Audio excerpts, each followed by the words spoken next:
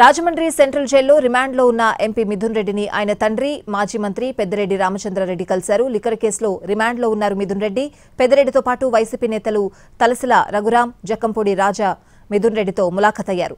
Liquor కేసులో గత నెల 20న మిథున్ రెడ్డిని అరెస్ట్ చేశారు సిట్ అధికారులు.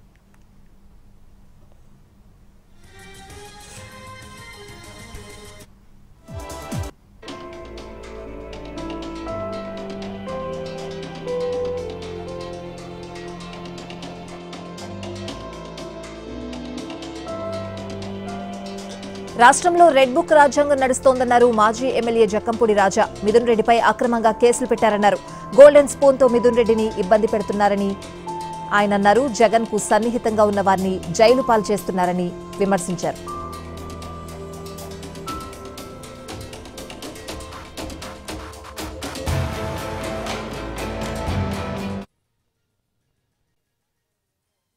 గాలి కొదిలేసి వారి సమయాన్నంతా కూడా దీని మీదే వెచ్చించేటటువంటి ప్రయత్నం చేస్తూ ఉన్నారు.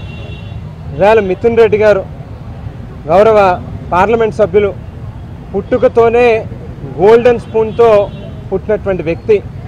వారి తండ్రి గారు, వారి కుటుంబ సభ్యులు అందరూ కూడా కష్టపడి చెమటోడ్చి లేకపోతే అణువు కూడా వాళ్ళ యొక్క కష్టంతో పైకొచ్చినటువంటి వ్యక్తులు.